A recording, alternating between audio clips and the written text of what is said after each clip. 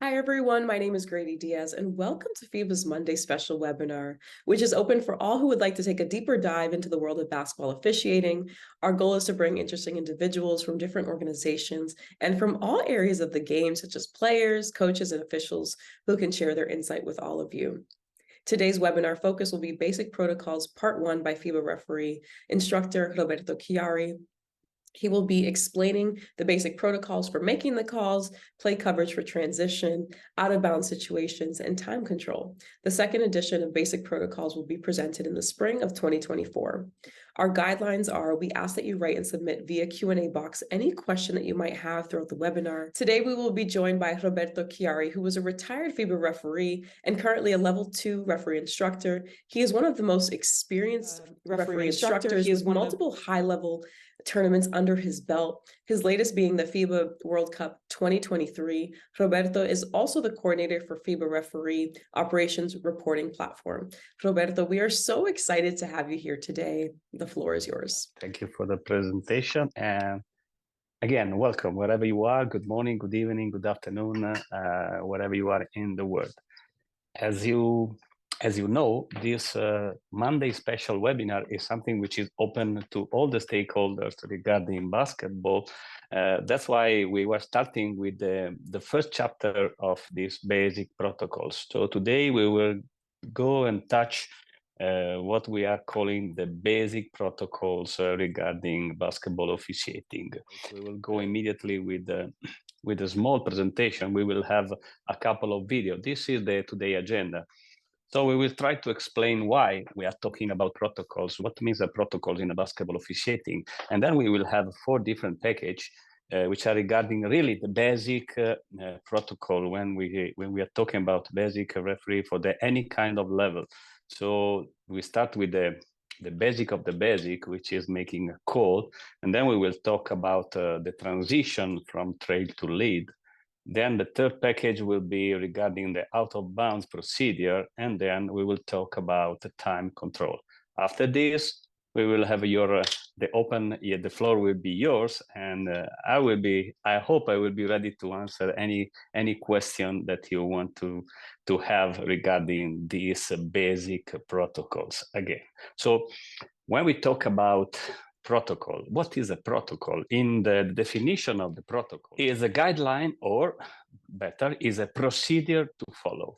But then when we talk about protocols inside the basketball officiating, this is a system of rules which is explaining the correct way to act and the correct procedures to be followed in referee situation. Why they are so important for us to have protocols and to follow these protocols? Because protocols, as you can see, are creating a standard and consistent method to execute. Then generally, protocols are the ones who are leading to the correct decision or the correct outcome. It's not 100%. We are not talking about 100% of correct decision, but the high likely correct outcome and decision are arriving thanks to the protocols. Protocols then speed up what is the process for our final decision when we are on the court. What means when we are on the court, the protocol when we are using the protocol, they speed up the process for our final decision. And this is creating a professional image of our job, for the public, for the one who are outside, for the players, for the coaches, for the spectators. And this professional image is really connected to the attitude that we are calling, I am in charge. I'm in charge. This is my attitude. I'm ready to make decision because now I have the support of the protocol that I know how to execute. And this I'm in charge attitude therefore leads to game control. And game control is the priority number 1 in referee training. So following the protocols automatically, it's for sure, it's raising the standard of our officiating. It's avoiding any basic human errors, but most of all, it's creating consistency among us. There is no personal protocol, but there is a general protocol that we have to follow, and this protocol is the same for everybody. So there is no personal interpretation, but there is something which is creating consistency among the referee, among the crews, and this is also something which is really, really important.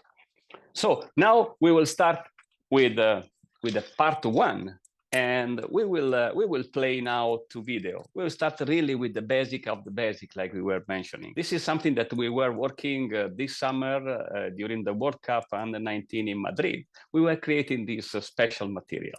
Please check it. Goaltending or basket interference.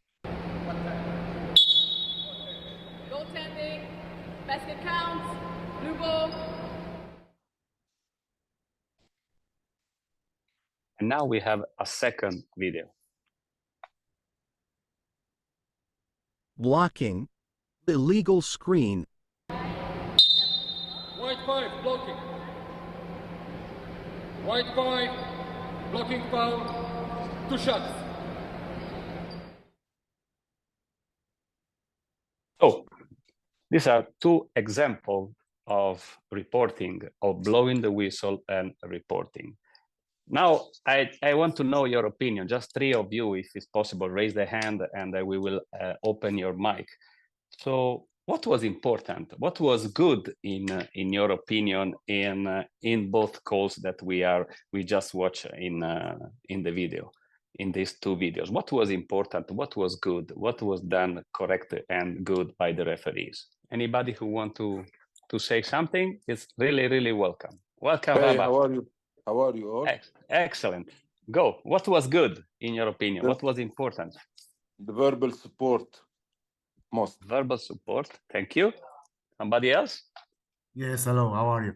So, okay, verbal support, of course, like I already said. And for me, I think it was very important, the clear and strong signals with the verbal support. Excellent.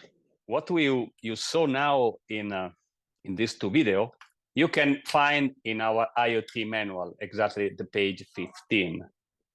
What is really important with the verbal support? Because sometimes this is something that we are underestimating, where when we are making a call, it's really important to have a clear communication, which is verbal or not verbal, because we need to minimize as much as possible any confusion, teams, crew, table. That's why our protocol is when we blow the whistle, we need for a foul, we need to say the color and the number. This is our protocol. And then when using the voice support, we are talking with ourselves. So we are explaining ourselves the situation that we saw. And this is also really, really important, because if we do this, we will remember and we will minimize also the error regarding who will be the free throw shooter, who will be the guy when I face the table to am ready to report. So, and this again, when we use the verbal support, when we start to use this as a routine, which becomes a routine, which becomes a muscle memory, will allow us again to come back what we were talking about before. So I will have a better court presence. I will have a better game control, because everybody will understand, will say, "Oh, this referee know exactly what he did, what she did." So we will give confidence to the stakeholders, to the player, to the coaches, and this will increase your confidence on the court. Then we need also sometimes to use the verbal support, what we call to kill the doubt. So, for example, in situation when there are more than two players involved in the play, to say the numbers and the color, we are killing the doubt immediately who is the guy who is responsible for the foul, for example. Or when we have situation block and charge, if we go immediately with defensive, offensive, we kill the doubt immediately who is responsible of the illegal contact.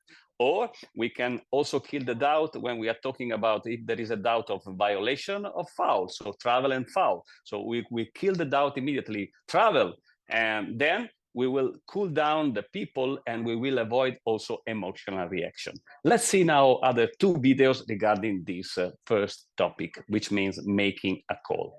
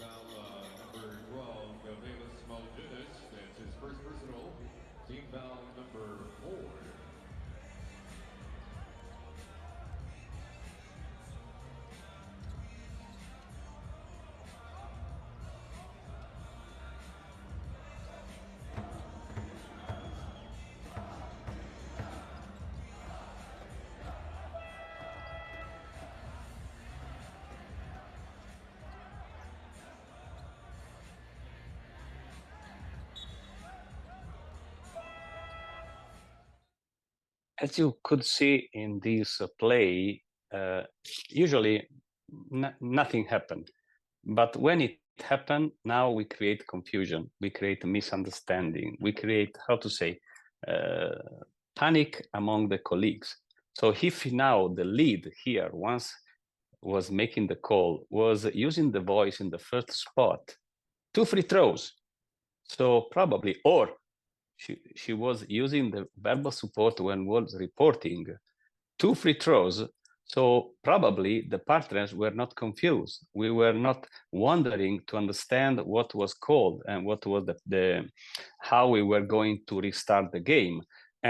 Okay, then we are arriving to the final conclusion, which is the correct one. But the image that we are creating with only not using this simple tool, so the verbal support on the spot, 2 free throws, which is very easy and very simple, this will kill the doubt immediately and will send a message to the colleague that everything is clear. I know exactly what my colleague called. I know exactly how I have to position myself. I can explain the other how we will resume the game. And so we are more ready and everybody will be more comfortable. If not, we start to have confusion, we start to moving around on the court, and this is not giving an image of self-confidence that we are, how to say, the owner of what is happening on the court. Let's see another example.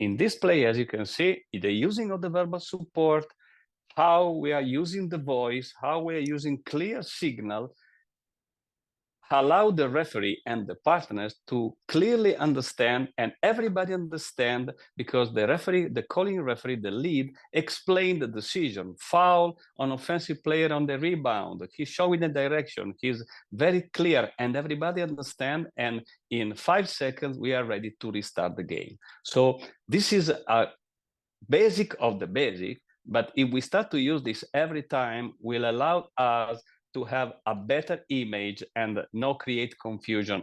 First of all, on ourselves, because sometimes we turn and then we forgot the number, we forgot who is the free shooter. So this self-talking and this use of the verbal support will really allow us to speed up the game and to be really very clear in front of everybody. So this is the point that we were discussing, the number 1. Now, before starting the number 2, the second point, which is the transition, the transition that we are talking about transition, let's start with the poll. We are asking you to put in order the sequence, which is really important when we are talking about transition. So from trail to lead, what are the point that we need to do to execute, and what is the steps in the order of the steps? If we can go with the poll. So we need to understand what is the correct sequence for transitioning from old trail to new lead. You have 4 options. Please choose the one that, according to your knowledge, is the correct one. So let's see the result.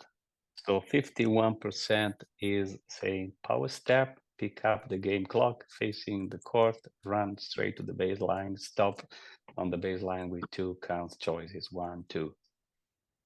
11% the number 1. So the 51%, so more half of you were answering in the correct way. The phases of the sequence of the transition, the correct transition, according also to the IoT manual, is first of all using the power step and turn. Then we're asking our referees to pick up the game clock.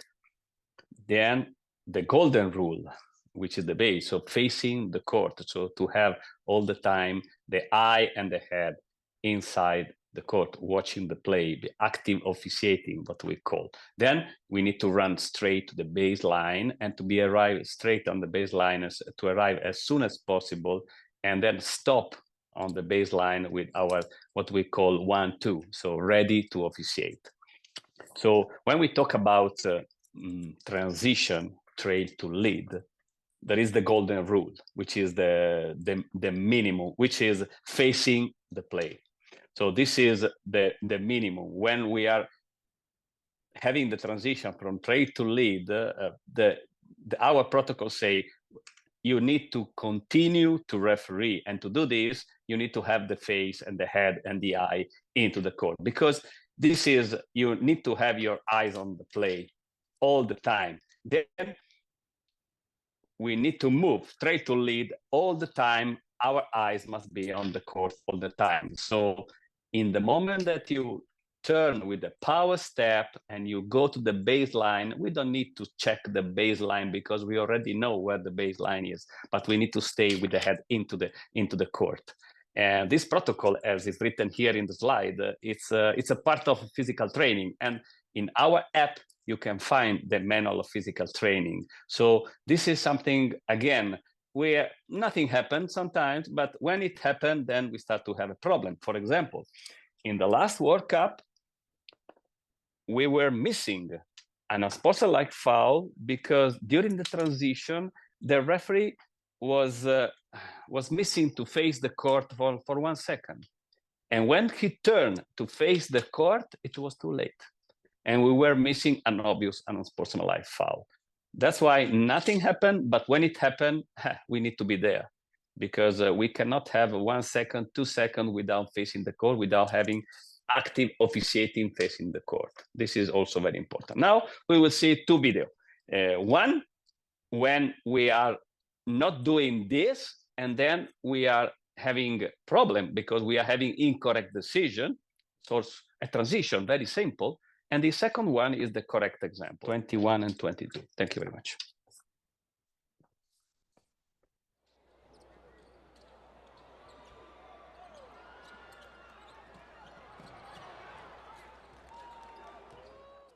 If you can play it again, just to see how the trail is having such a discipline. When there is a turn, when we go on the other side, power step, head is all the time into the court facing the play. And now we go with the second video when we are missing a very simple out of bound because we are not watching the play. In this situation, we have a transition center to center, but this is for the principle that we are talking. It's the principle to have the head and the face into the court all the time.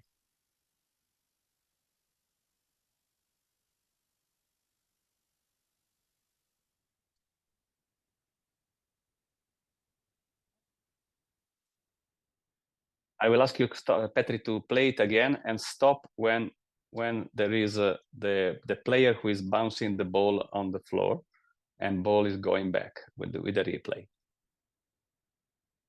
Go, go, go, go. Go, go, go, go, go. Stop. This is 1 second, 2 seconds, less than 1 second that we are not facing the ball. This is a weak side transition, which is in 3PO, this is a responsibility for the center to follow the play. And this is 1 second when the center must stop to officiate the play. And now the dribbler is dribbling the ball on his leg and the ball is going out. And the ball is going out and we are giving the ball to the red team while the ball should be of the white team. I repeat, nothing important, but this can be also very important if this happened with the last possession of the game, the last play of the game. This is habit. This is protocol. This is something that we need to work constantly, every time, every transition, every game, every minute, and then will become muscle memory, and we will not even think about this.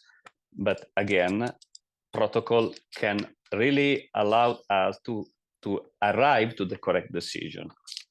We go now with the third point, which is out of bound.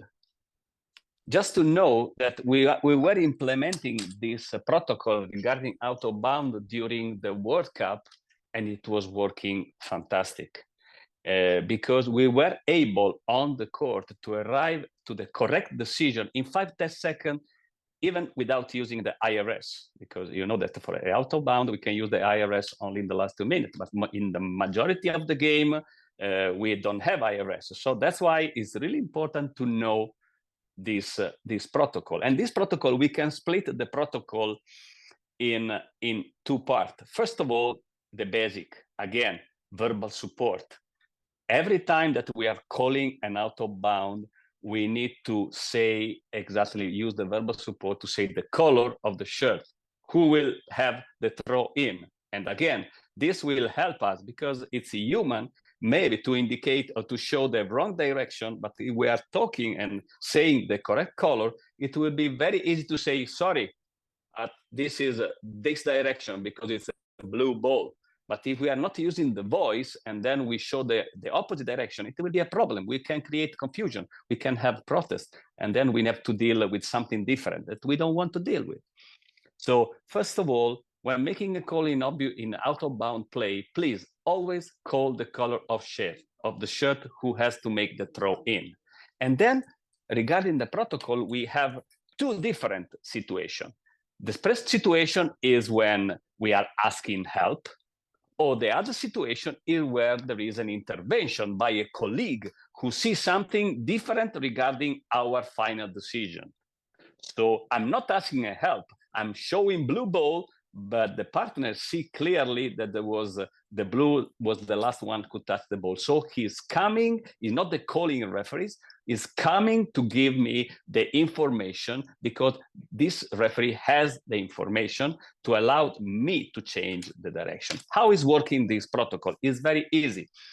When I'm asking help, the partner who knows has to show the direction immediately, and this will speed up the process. So if I blow the whistle correctly and I don't have idea who is the last who touch, I'm asking help to a partner.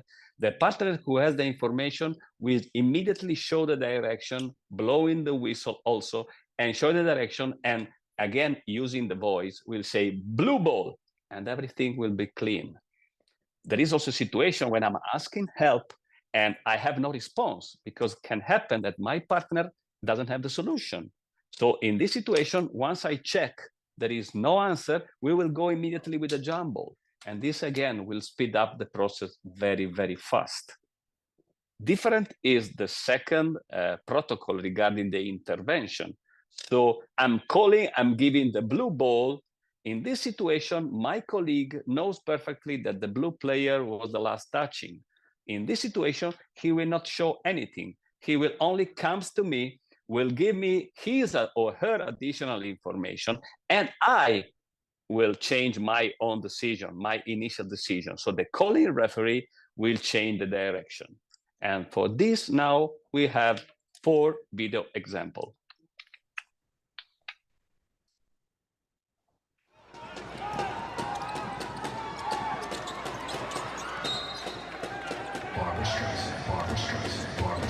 You see, calling referee is asking help.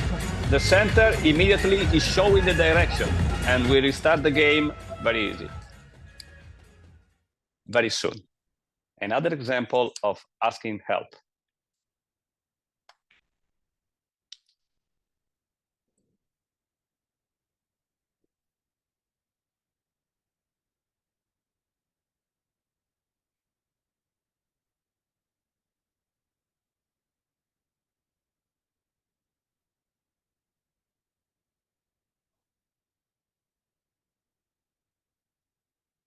Please, this is the protocol that we are asking you to follow. When asking help, the partner who knows the final solution will show immediately the direction, and then we restart. Because I am asking for information, the one who has information, show the direction, and we go. This is when we are asking help, and the partners knows exactly what happened. Now we will have an example of asking help, and there is no direction, because even the partner doesn't know how and who was the who was the last who touched the ball. This is this video.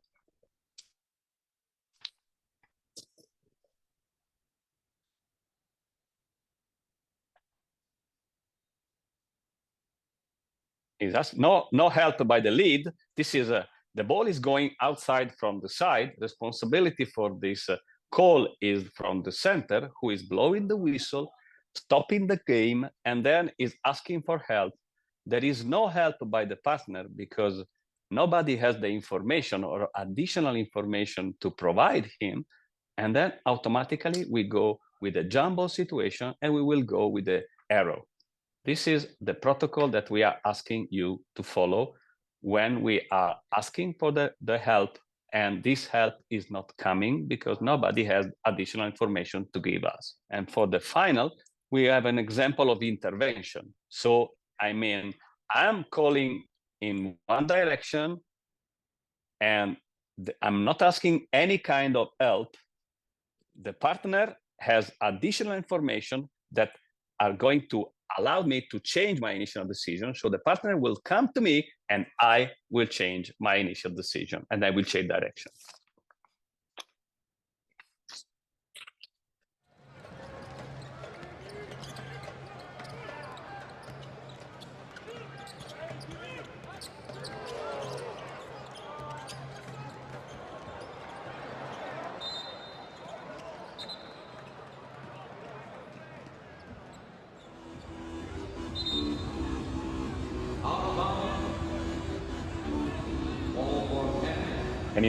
Can you show it again, Petri? Thank you.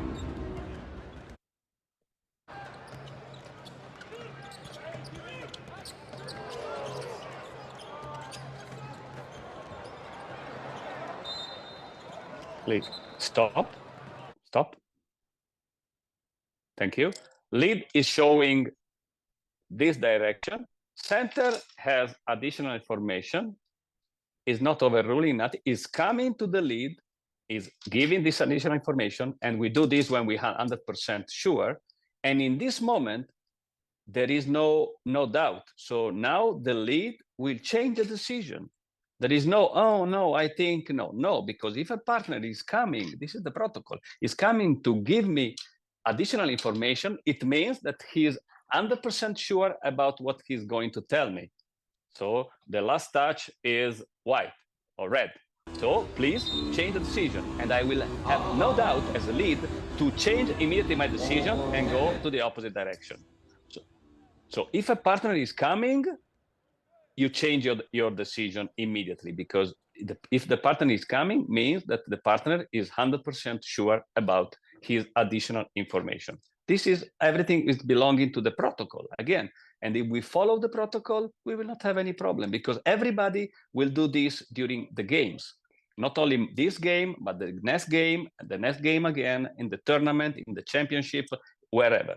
And this will give consistency about our way of behaving in this similar situation that can happen during the games.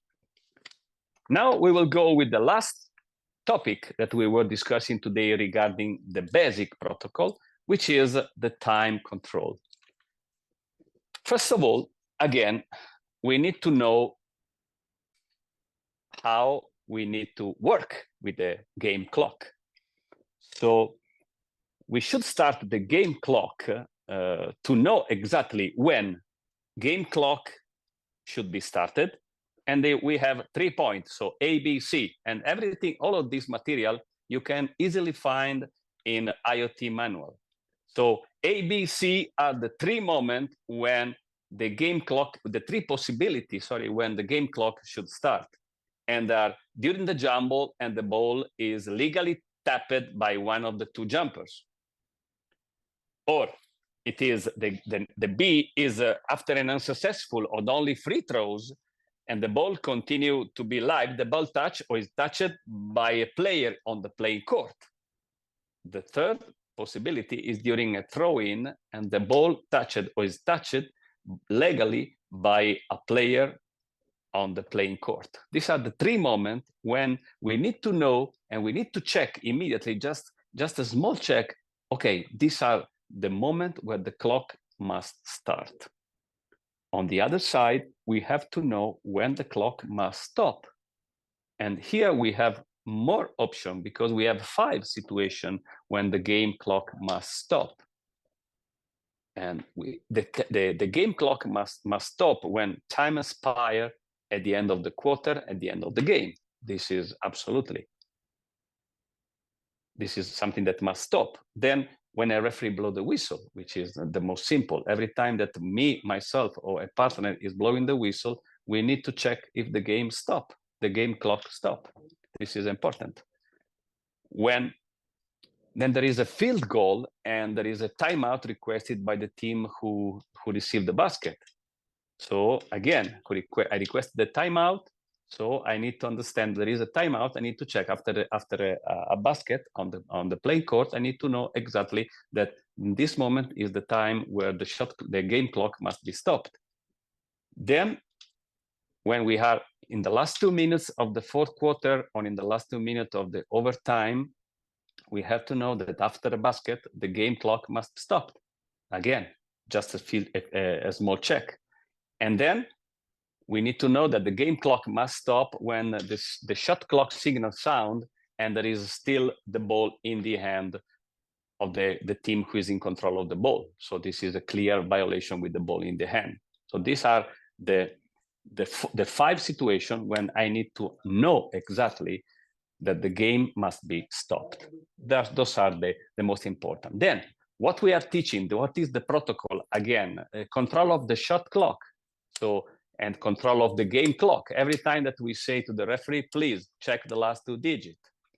And then the protocol that we are following is end of the quarter, end of the game. End of the quarter, end of the game, this is something that we really we invite you to use this protocol. We need to blow the whistle and to kill immediately the doubt. We need to clean immediately the situation. So when there is end of quarter, end of game, the first thing that the referee has to do is blowing the whistle. And if we know exactly, we know that the shot was released not on time, immediately we need to kill the doubt. So say no, because this is a sign immediately that whatever happened with the ball, basket in, basket out, everything will happen is not valid anymore because the shot was not on time. So blow the whistle and immediately kill the doubt. Then our protocol, when we are talking about shot clock violation or end of quarter, end of the game, protocol is whenever we have a 50-50 situation, whenever we have doubt, every time is violation. This is something that we need to put in our mind. If we have any doubt, the protocol says this is a violation. The shot was not on time, so the game was over, or there is a shot clock violation. So again, kill the doubt. And this will help you a lot because when we have doubt, please do it. Maybe, as we were mentioning in the beginning, not 100% will be the correct decision, but 99% of the time you will be right. This is proved by statistics, this is proved by thousands of examples by video, because our reflection, our reaction to the signal and to the sound is something which is arriving delay.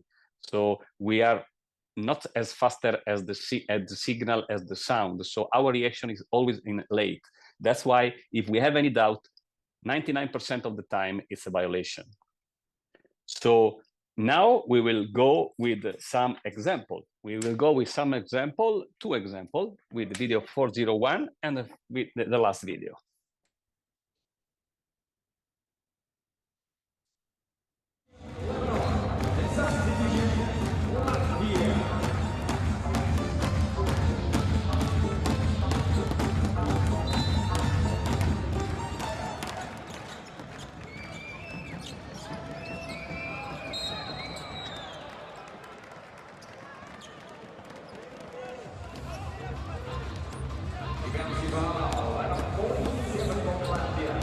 Now we have 4.8 seconds before the inbound, and this is an element that we know.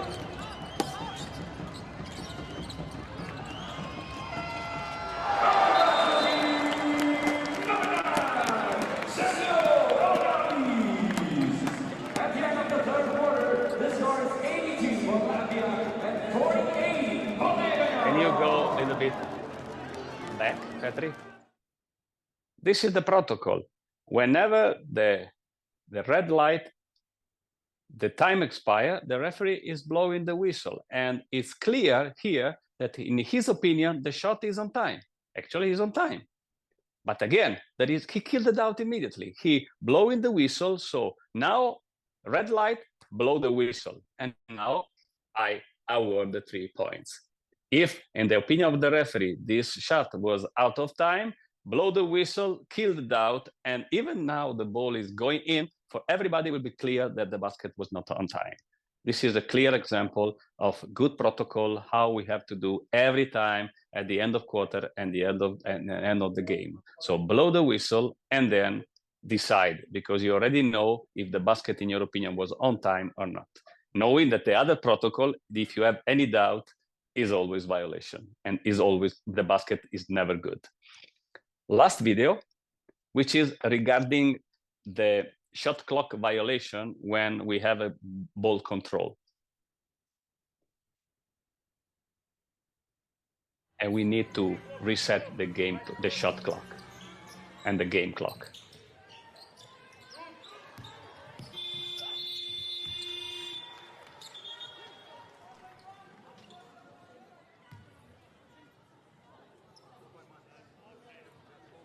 We were using this video for the preparation of the World Cup as a very good example of I am in charge. I know exactly what happened because I have all the elements to be ready to make the correct decision. So here we have an inbound situation, and I will show you now what is from the beginning. It's a very easy situation. So we have now go. We have a situation here when we have 6.9 and the inbound for the offensive inbound, and we have a 2.8 second on the shot clock. So here, the trail, the lead, the center need to know in advance when there will be the shot clock violation if the ball will be in the hand of the offensive team. And it will be very easy. 6.9 is the game clock. I have 2.8. So if the yellow team will die, the ball will die in the end when the horn sound of the shot clock, I know exactly that with doing the mathematics, that I will have to put 4.1 on the game clock. And this is something that I already know because I prepare myself, because I'm working with the game clock, I'm working with the math, and now I know immediately what is the solution. So the human, approach of the table official is that they are not able to stop immediately. No problem. We don't need IRS. We don't need anything, technology. We need only the mathematics, and we need to be in charge. I know in advance what will be, and very easy, strong voice support. Again, we come back with the basic of the basic. Strong verbal support, strong signal to the table, strong using of the voice, and we will say, please, 4.1 on the game clock, and we restart the game very, very soon. This is how we have to manage the situation like this.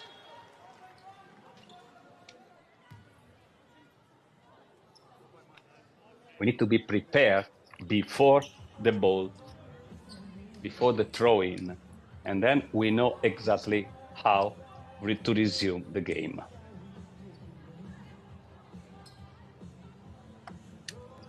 Ah, 50 minutes. What we want to share with you with this first stage of protocols, I think it's over. We were touching these 4 basic protocols.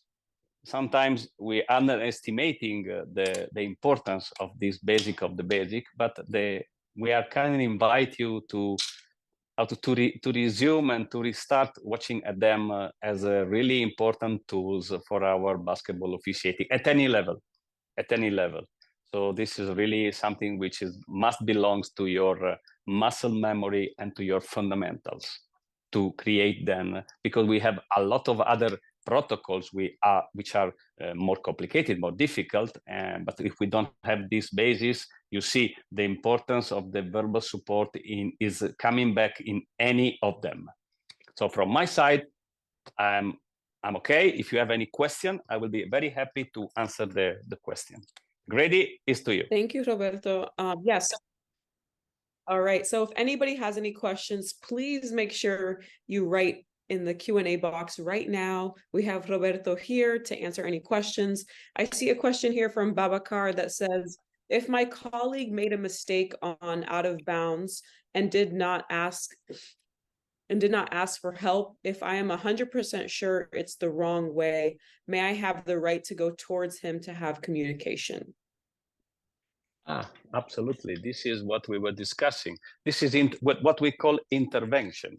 So thank you for the question. Probably I was not so clear. So this is intervention. So we have to remember that the game is over everything.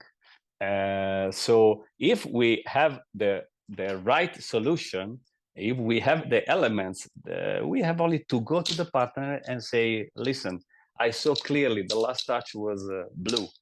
So the ball is white. And the calling referees will change the decision immediately without any problem. And will say, you thank you very much, because you had the information that I was missing. So absolutely, do it, because this is belongs to the protocol of intervention. Do it.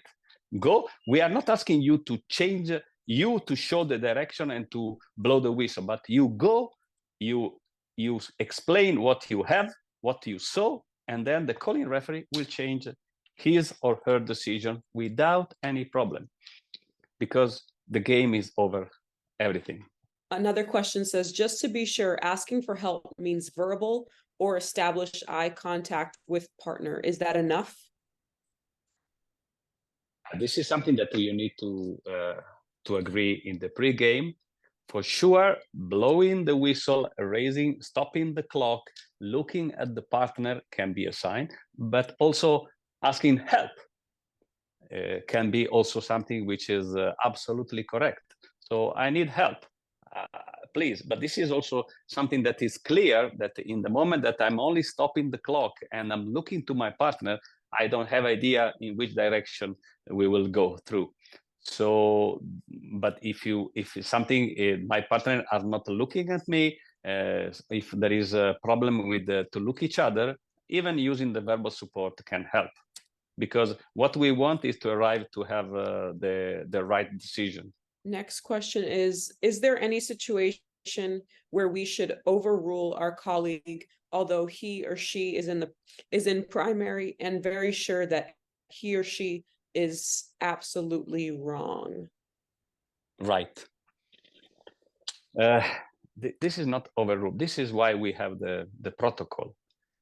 We are telling the partner to intervene, to give their information only if they are 100% sure. If I'm not 100% sure, I will never come to you and say, I think maybe. No.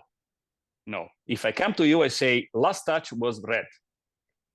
So in the moment that we say this, there is no absolutely right. There is no somebody who is absolutely sure, because as we saw, the protocol says if somebody is coming to you, you need to accept the help and change direction. That's why we have protocol. I'm not coming against you, but I have the information. That's why I'm coming. I'm 100% sure that the last touch was opposite about regarding your decision. So you don't have any. The calling referees has no right to say no, I'm sure. No, because the partner, this is the protocol. If the partner is coming, it means that he has or she has the correct information. If the partner doesn't have the correct information, will never comes to me. So we will stay with my initial decision. So there is no overrule. There is only help by a colleague, intervention by a colleague, because the colleague is 100% sure that he has the right solution. Next question from a participant says, thank you for the material you provided. When correcting the malfunction of the timer after a foul is called using the IRS, is it the time that the referee called the foul or the time that the foul has happened for the correction?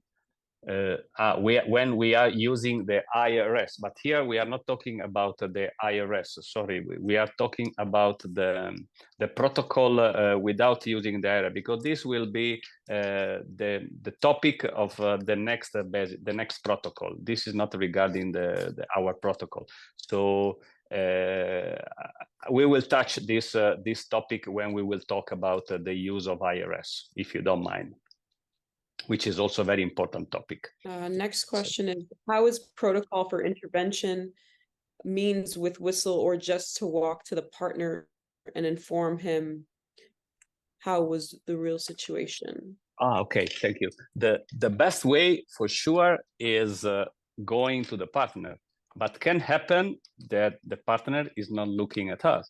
So we need to keep the attention of the partner. So we can use the whistle. I think the best way how the people, the colleague is recognizing that I'm coming to give you the help.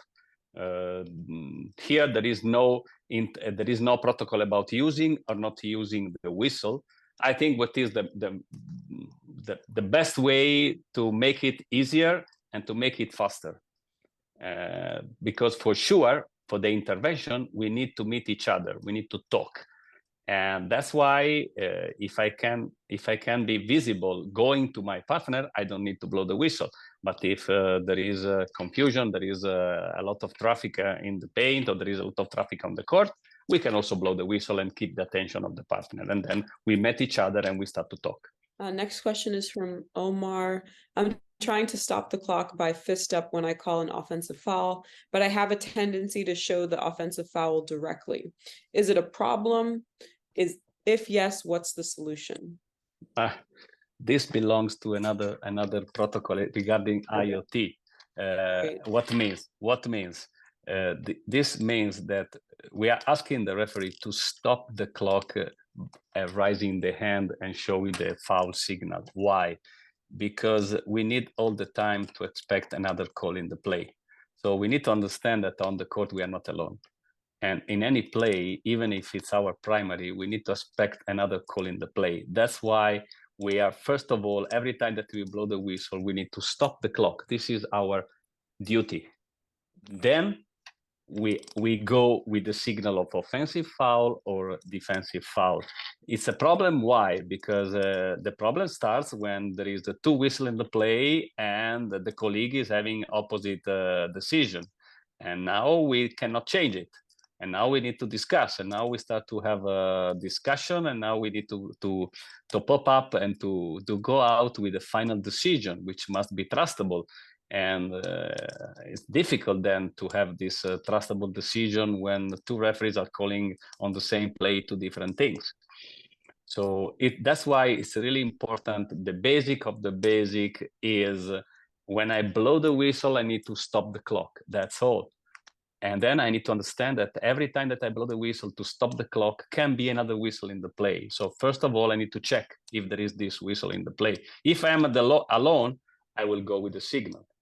That's why it's really important to, first of all, stop the clock and then follow up with the other signals that we need to do. Next question is, let's see. Thank you, Roberto, for your information. Always eye-opening. In one particular instance, during a play in which I called an out-of-bounds violation, a colleague of mine began to laugh. In response to the situation, I proceeded to illustrate the flow of the game. Immediately after my explanation, he presented the opposing perspective. In light of this scenario, what is the recommendation for course of action? So the question is from Mortesa. This is there is no protocol here. This is a not respectful behavior by colleague. I don't have an answer. This for sure is not respecting the protocol, because if it is my primary, and again, we know how to. That's why we are having the protocol.